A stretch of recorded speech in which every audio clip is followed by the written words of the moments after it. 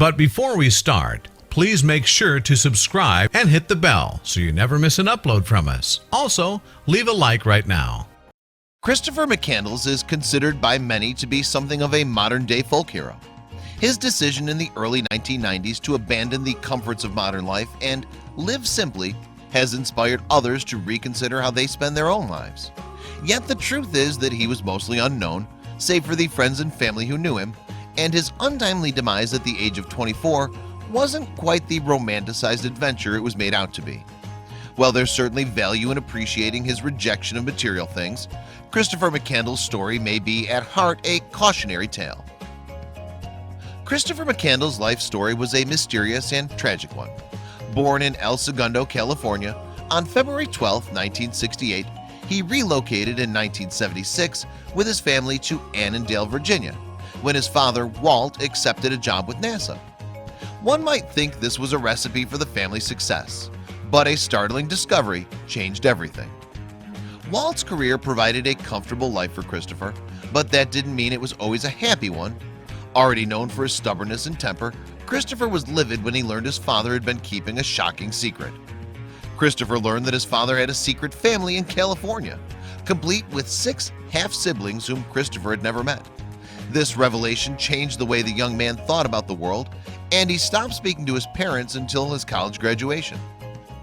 Christopher attended Emory University, where he was a good student who maintained a 3.72 GPA and expanded his interest in social issues, such as South African apartheid.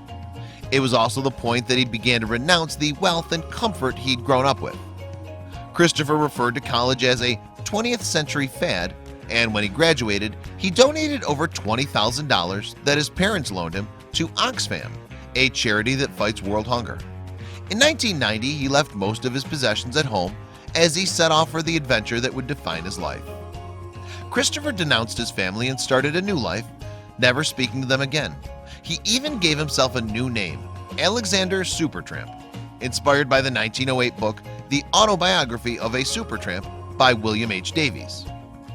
On a mission to achieve a more meaningful life, Christopher traveled through several states until his car stopped functioning due to a flash flood in Carthage, South Dakota.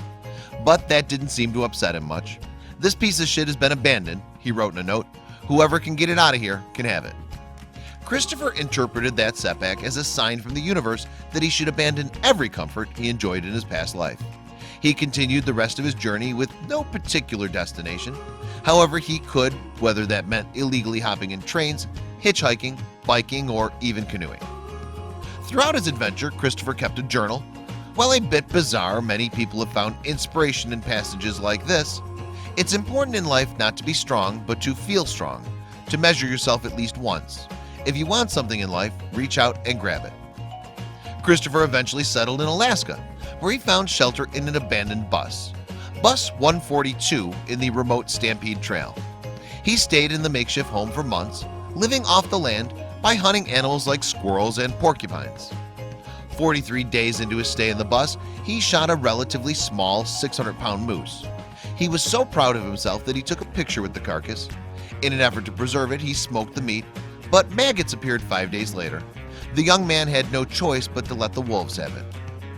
"I now wish I'd never shot the moose," he wrote, "one of the greatest tragedies of my life." It was evident that Christopher was ill-prepared for his new lifestyle. He only owned a camera, some paperback books, including one for identifying plants, a .22 caliber rifle, a compass, and a sack of rice. More than 3 months after he started living in the bus, Christopher finally attempted to return to civilization. He packed up the few items he owned and even shaved his beard. Yet, when he reached the Teclanica River, he realized it was impossible. Christopher crossed the river months earlier when it was frozen, despite falling on the ice in the process. Yet, when he returned in July, the glaciers had melted and the waters were rushing again. He had no choice but to walk back to the bus. After returning to the bus, Christopher realized he was in danger. "I need your help," he wrote in a torn page from a novel.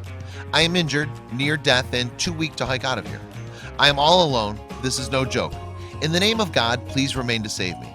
I am collecting berries and shall return this evening."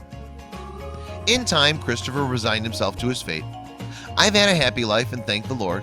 Goodbye and may God bless all." The final entry in his journal read, "Happiness is only real when shared."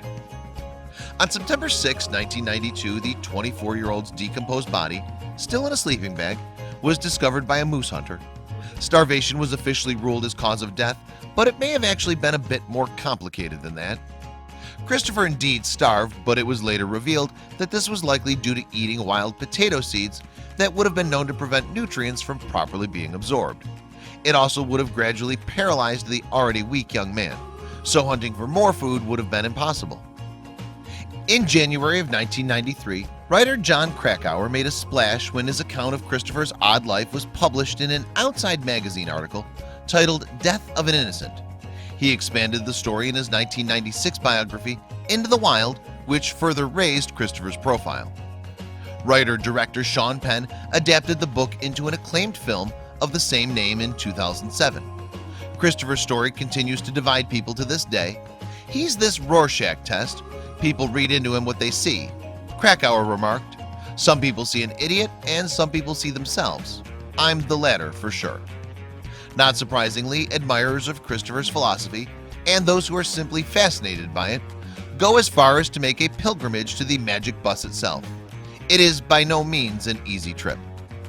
Christopher made a choice that many believe to be foolish and selfish, but the alternative was following a predetermined path that he didn't truly believe in. No matter where you stand on the matter, it's hard not to appreciate that he lived a life he believed in. Whether you think of Christopher McCandless as a young philosopher who died too soon or a naive kid who took unnecessary risks, it's no surprise that so many have been captivated by his journey.